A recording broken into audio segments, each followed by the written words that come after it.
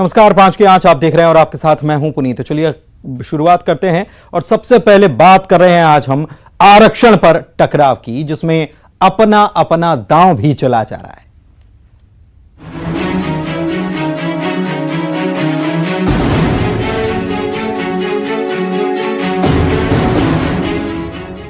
तो आरक्षण पर टकराव और अपना अपना दांव, कौन किसका और कैसा दांव चल रहा है बताएंगे आपको, क्योंकि छत्तीसगढ़ में आरक्षण का मामला ठंडा पड़ने वाला ही नहीं है, यह बात आप समझिए। आरक्षण संशोधन विधेयक पर गवर्नर के हस्ताक्षर अभी तक नहीं होने से अब सर्व आदिवासी समाज का युवा विंग नाराज हो गया है और उसने मोर्चा खोल दिया है। रायपुर में इनके प्रदर्शन को कांग्रेस भी समर्थन देती नजर आई। उधर सीएम भूपेश बघेल ने यह आरोप लगाया कि बीजेपी के दबाव में राज्यपाल बिल पर हस्ताक्षर नहीं कर रही। सीएम ने कहा कि अगर राज्यपाल को बिल पर साइन नहीं ही करना है तो वापस कर दें।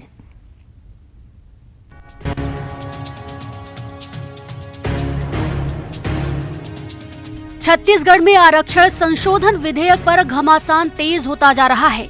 अब तक सिर्फ राज्य सरकार और राजभवन के बीच बिल पर साइन को लेकर रसाकशी थी, लेकिन अब सर्व आदिवासी समाज ने भी राजभवन के खिलाफ मोर्चा खोल दिया है।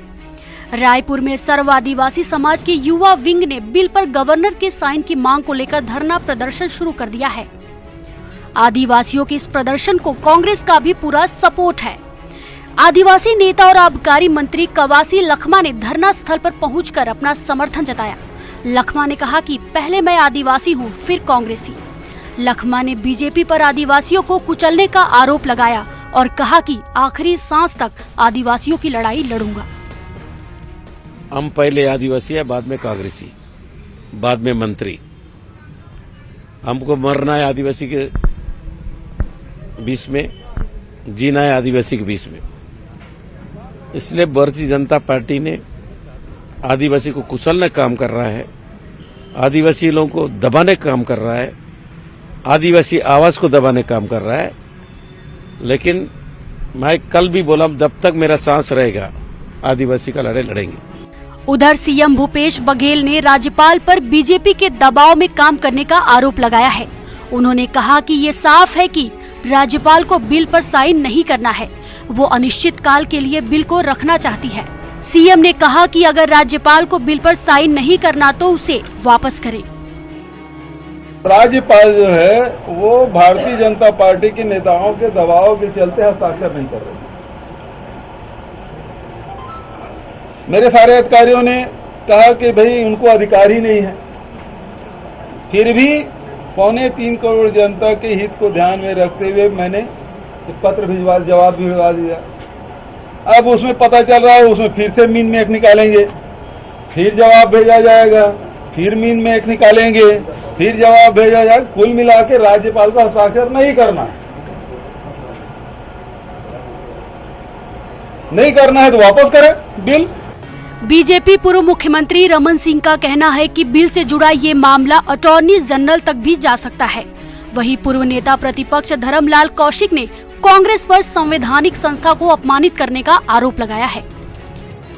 शायद भूपेश बघेल को मालूम नहीं कि अटॉर्नी जनरल तक जाता है और अटॉर्नी जनरल का रिपोर्ट हिंदुस्तान में सबसे अंतिम होता है विधि के मामले में। तो गवर्नर चाहे तो जिससे भी चाहे वो सलाह ले सकते। जहां तक संवैधानिक संस्था की बात है, उनको लगातार अपमानित करने का काम, चोट पहुंचाने का काम ये सरकार के द्वारा लगातार की जा रही है। हमने सर्वसम्मति से आरक्षण को हमने पास किया।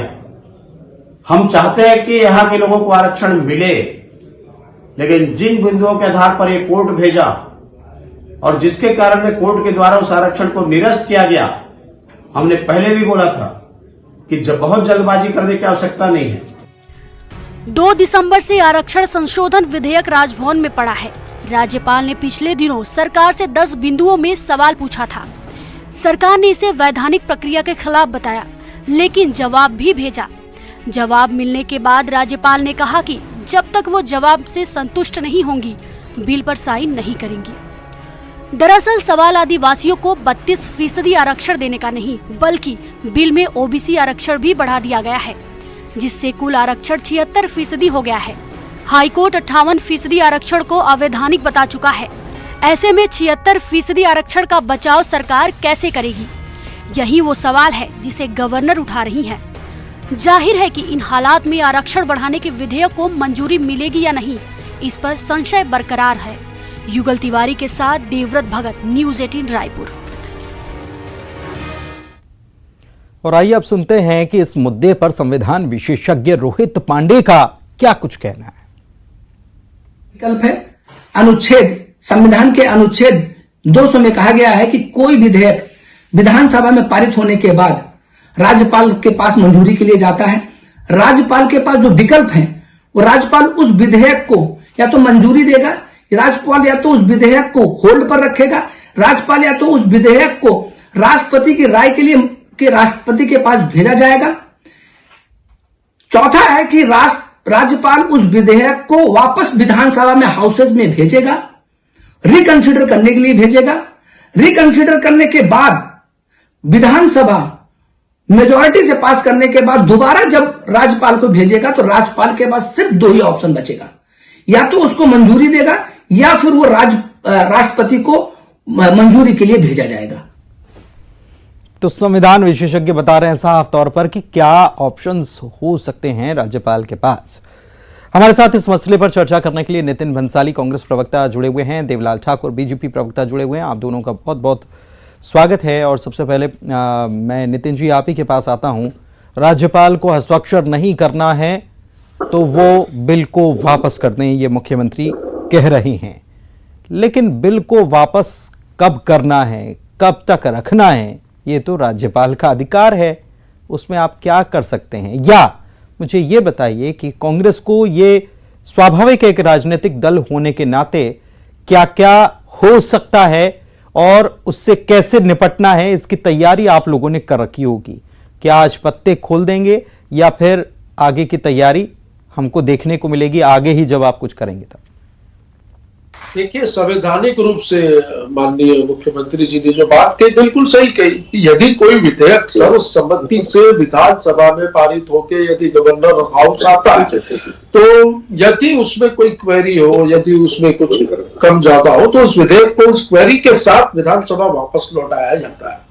लेकिन यहाँ पर यह हुआ है कि विधानसभा से सर्वसम्मति से जो विधेयक पारित करके गवर्नर हाउस भेजा गया है उसमें गवर्नर मैडम ने विधानसभा से बड़ा तो प्रदेश के हमारे विभागों को कर दिया। प्रदेश में विधानसभा से विधेयक विधानसभा से पारित होकर आया और क्वेश्चन जो गवर्नर मैडम ने किया वो विभागों से किया, तो ये कहीं से संवैधानिक नहीं है। सारी चीजों का आकलन करने के बाद, जनसंख्या का और वर्गों का, विशेषों का, सारी चीजों का, जाति का सारा विश्लेषण करने के बाद जो है यह विधेयक विधानसभा में पारित करके गवर्नर हाउस भेजा गया। तो उसमें भाजपा के भी विधायक थे, 14 जो है वो भी मौजूद थे विधानसभा में और पूरा अवसर उनको बोलने के लिए भी दिया गया था। ऐसा तो है नहीं कि लोकसभा में जब राहुल गांधी बोलने के लिए खड़े होते तो उनका माइक बंद कर दिया जाता है, ऐसा भी नहीं है। रात को 11 बजे तक इस विधेयक पर, सुबह से 11 बजे से लेकर रात के 11 बजे तक इस विधेयक पर नॉन स्टॉप चर्चा हुई थी और चर्चा होने के बाद सर्वसम्मति से पारित किया गया था। मुझे दुख है कि एक बार भी भाजपा ने अभी तक ये नहीं कहा कि आप विधेयक पे हस्ताक्षर कर दीजिए या ये विधेयक पास होना चाहिए, क्योंकि भाजपा चाहती ही नहीं है। भाजपा इसमें राजभवन को राजनीति का अखाड़ा बना रही है। पर हमें चिंता है प्रदेश के युवाओं की, जो अभी सरकारी नौकरियां निकली है उसमें आरक्षण की वजह से जो है जिनको लाभ मिलना चाहिए नहीं मिल पा रहा है। स्कूल एडमिशन, कॉलेज एडमिशन, ये सारे एडमिशन भी जो होने हैं छात्रों के, उसमें भी लगातार ये आरक्षण की वजह से समस्याएं बनी हुई। तो इसका त्वरित निदान होना चाहिए। और गवर्नर मैडम ने खुद कहा था कि आप आरक्षण के विषय में जो है ये विधानसभा का सत्र बुलाकर विधेयक भेजिए, मैं तत्काल हस्ताक्षर करूंगी। अब वो नहीं कर रही है तो इसके पीछे वजह क्या होगी ये तो साफ नजर आ रही है, क्योंकि गवर्नर मैडम बाद में बोलती है और भाजपा पहले बोल देती है। तो भाजपा जो है वो पार्टी की प्रवक्ता कम और गवर्नर हाउस की प्रवक्ता मुझे ज्यादा नजर आ रही है इसमें। तो इसमें राजनीति नहीं होनी चाहिए। सर्वसम्मति से जब विधेयक पारित हुआ है तो इसमें एक लाइन पे भाजपा को भी कोशिश करनी चाहिए। तो भाजपा ने कोशिश न करके ये साबित कर दिया कि भाजपा जो है आरक्षण की विरोधी है। ठीक है, देवलाल ठाकुर साहब, सर्वसम्मति से बिल पारित हुआ और अब तो प्रदर्शन भी, मोर्चा भी खोला जा रहा है। आज सर्व आदिवासी समाज जो है उसकी यूथ विंग जो है वो प्रदर्शन भी कर रही है। कहीं ये भारी तो नहीं, क्योंकि कांग्रेस बार बार ये आरोप लगा रही है कि ये बीजेपी करवा रही है और ऐसे में कहीं ये बीजेपी पर भारी तो नहीं पड़ जाने वाला ये मुद्दा? देखिए, भारतीय जनता पार्टी शुरू से आरक्षण के पक्ष में थी। तभी विधेयक जब लाया गया तो भारतीय जनता पार्टी के विधायकों ने एक स्वर में इनका समर्थन किया कि ताकि सारे वर्गों को आरक्षण मिल पाए। लेकिन ये जो कांग्रेस की सरकार है, मैं पूर्व और ले जाना चाहता हूं, ये आरक्षण विरोधी बोल रहा है। भारतीय जनता पार्टी की ही सरकार थी 2012 में जो आदिवासी समाज को 32% का आरक्षण मुहैया कराया। लेकिन ये कांग्रेस की सरकार इस 4 सालों में उस आरक्षण की पैरवी नहीं कर पाए उच्च न्यायालय में, ना ही अभी उच्चतम न्यायालय में पैरवी कर पाए, अपना वकील नहीं खड़ा कर पाए। ये सारी छत्तीसगढ़ की जनता देख रही है कि छत्तीसगढ़ के जो प्रदेश के मुख्यमंत्री हैं श्री भूपेश बघेल जी, वो दोहरी चरित्र वाले मुख्यमंत्री हैं। जातिवाद का जहर इस छत्तीसगढ़ प्रदेश में फैला रहे हैं। आने वाले समय में आपको ये देखने के मिलेगा कि वर्ग से वर्ग और जाति से जाति का संघर्ष इस छत्तीसगढ़ जैसे शांत प्रदेश में चालू हो जाएगा, जिसका जनक भूपेश बघेल जी माना जाएगा। क्योंकि अगर आपको आरक्षण के विधेयक जब लाए, उसको राज्यपाल महोदय के पास भेजे, अगर उन्होंने 10 बिंदुओं पर जवाब मांगा था तो आपको जवाब देने में दिक्कत क्या है? संविधान यही जानना चाहती है। आपने झूठ बोल रहे हैं ना, यहाँ पर मुख्यमंत्री झूठ फैला रहे हैं, भ्रम फैला रहे हैं। कांग्रेस के लोग छुड़ना आरक्षण के पेज को इतना बढ़ा रहे हैं कि आप अगर आपके पास अगर कांग्रेस कहां पेच बढ़ा रही है, थोड़ा सा समझाइएगा देवलाल जी। कांग्रेस इसलिए पेच बढ़ा रही है कि 10 बिंदुओं में जो जानकारी मांगी गई है, मुख्यमंत्री का ये कहना कि राज्यपाल जी विधिक जानकारी नहीं ले सकती, विधिक लेकिन देवलाल ठाकुर साहब, आपको पता होगा जानकारी दे भी दी गई है, ये भी आपको पता है कि नहीं? जानकारी नहीं दी गई है। जानकारी अगर झूठ बोल रहे हैं, गया झूठ बोलने की ट्रेनिंग लेकर आए हैं, ये बातों में उल्लेखित हो जाता कि आप तो पहले ये नहीं, लेकिन देवलाल जी मैं आपसे ये समझना चाह रहा हूं, मैं ये समझना चाह रहा हूं कि आप एक बात कोट कर रहे हैं मुख्यमंत्री की। मुख्यमंत्री ने कहा है, बिल्कुल कहा है कि क्या विधायिका से बड़े हो गए डिपार्टमेंट्स, उनसे जानकारी मांगी जा रही है, ठीक है, लेकिन हमने जानकारी पहुंचा दी। आप दूसरी बात को याद नहीं कर रहे हैं या याद नहीं करना चाह रहे हैं। दूसरी बात उन्होंने कही है कि हमने जानकारी पहुंचा दी है और उनको अब साइन कर देना चाहिए। ये शायद आप अपडेट नहीं है। नहीं, हम अपडेट है। अब तो मीडिया के माध्यम से हमें जानकारी ज्ञात हुआ था कि जानकारी अभी तक 10 बिंदुओं को उनके पास पहुंची नहीं है, जो वो जानकारी चाहती है। संविधान में जो वर्णित एक चीज मैं समझना चाहूंगा देवलाल ठाकुर साहब, नहीं, मैं ये आपसे समझना चाहूंगा देवलाल ठाकुर साहब की सरकार कह रही कि हमने जानकारी भेज दी। आपको राजभवन के अंदर से क्या जानकारी मिल रही है कि वहां जानकारी नहीं पहुंची? आपको कैसे पता चला कि जानकारी नहीं पहुंची? मैं जानकारी इसलिए बोल रहा हूं कि मीडिया के माध्यम से मुझे ज्ञात हुआ कि जानकारी पूर्ण नहीं है, इसलिए इनके पास कोई सोर्स ही नहीं। मैंने कहा नहीं है, टेलीविजन से चलने वाले वर्णित है। और एक चीज और बताइए मुझे, राज्यपाल भी आदिवासी समाज की महिला है, वो तो आदिवासियों का आरक्षण देना नहीं चाहती। वो तो खुद ही अपने बयान में बोली थी, हमारे सामाजिक जो सभा था उसमें आकर बोली थी कि आदिवासियों के लिए मैं हमेशा, क्योंकि उनके पालक 5वीं अनुसूची में राज्यपाल जी ही होते हैं, उन्होंने आरक्षण देने से कहीं इनकार नहीं किया। और मैं ये पूछना चाहता हूं कि अगर उन्होंने ये पूछ ही लिया कि 58% आरक्षण को आप नहीं बचा पाए, तो 76% आरक्षण कैसे लागू होगा? क्योंकि 58% का जो आरक्षण था वो लंगड़ा विधेयक था, आपका 2012 में लाया गया।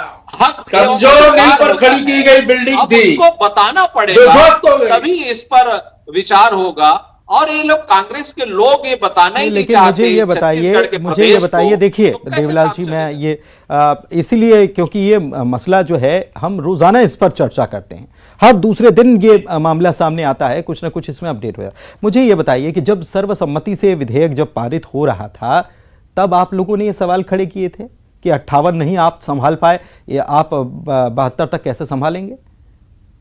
ये मुझे बताइए। और नहीं, और एक चीज 76, माफ कीजिए। और दूसरी बात कि जब आपने सवाल उठाए थे तो फिर आप अलग हो जाते, आप अलग क्यों नहीं हुए उस वक्त? आप लोगों ने सवाल क्यों नहीं उठाए कि भाई ये आपका आधा अधूरा है, हम इसमें साथ खड़े नहीं होंगे? लेकिन वहां तो दिखाना था प्रदेश की जनता के सामने कि नहीं नहीं हम आरक्षण के साथ हैं, लेकिन बाद में अब आप सवाल उठा रहे, ये दोहरा चरित्र क्यों? मैं बता रहा हूं, उसको सुन लीजिए आप। मैं जो बोल रहा हूं, विधानसभा में जब वर्गों की आरक्षण की बात आई तो भारतीय जनता पार्टी ने आरक्षण देने से किसी को मना नहीं किया। आपने राज्यपाल की बात कही तो मैं उसे जो 10 बिंदुओं में सवाल पूछे थे उस सवाल का एक प्रश्न निकालकर आपके सामने राज्यसभा से बड़ा मानते हैं क्या विधिक सलाहकारों राज्यपाल का प्रश्न है? मुझे ये जवाब दे दो यार। विधि ये बता रहा हूं आपको बंसाली जी, विधि जो सलाह लेने की जो दायित्व वो है, कर्तव्य मतलब जो हक है, अधिकार है, जेल में रहने वाले आदमी को भी विधिक सलाहकार लेने का अधिकार है। विधि सलाहकार के लिए गवर्नमेंट एक वो चलाती है, तो राज्यपाल कहा जाता है विधानसभा चीजों की विधि सलाहकार दिया जाता है। और भारतीय जनता जब वहां पर चर्चा हो रही है, वहां पर सर्वसम्मति से कोई चीज पारित हो रही है, तो आपको तो आपका कर्तव्य निभाना चाहिए। SC, SC, OBC आपको जाना चाहिए। गवर्नर मैडम के पास सारे लोगों की मांगों को लेकर के बड़ा हस्ताक्षर कर दीजिए। ऊपर है कि आरक्षण सारे वर्गों को कब दिलाएंगे। यहाँ वर्ग संघर्ष की स्थिति देखी जा रही है। आप इसमें क्या सहयोग कर रहे हैं? मुख्यमंत्री होंगे, आप चाहते इस हैं प्रदेश आपकी के नियत में आप क्या सहयोग कर रहे हैं ठाकुर साहब? ठाकुर साहब आखिर 10 सेकंड, आप कितना सहयोग कर रहे हैं इसको पास कराने में? ठाकुर साहब जाने जाते हैं जी, पास कराने में आपका सहयोग कितना रहेगा? आरक्षण पास कराने में सहयोग हमारा पूरा रहेगा। तो जाइए, साथ में चले जाइए। कांग्रेस के दल के साथ ये तय हो गया, कांग्रेस और बीजेपी मिलकर चले जाएंगे, राज्यपाल से फिर मुलाकात कर लेंगे। ठीक है ना भंसाली साहब? भंसाली साहब ठीक है ना? कांग्रेस बीजेपी मिलकर चले जाएं। भंसाली साहब ठीक है? ये सरकार तो तैयार है, ये चल रहा है क्या? पूछिए इनको, तैयार है हम प्रदेश की जनता। चलिए ठीक है, बहुत शुक्रिया दोनों मेहमानों का इस चर्चा में शामिल होने के लिए। तो तैयार तो हर कोई है, लेकिन केवल बोलने के लिए तैयार है, और बहुत सारी चीजें क्या कुछ हो रही हैं इस पर तो हमारी नजर, आपकी नजर बनी हुई है। लगातार अपडेट करते रहेंगे। फिलहाल डिबेट में इतना ही। नमस्कार।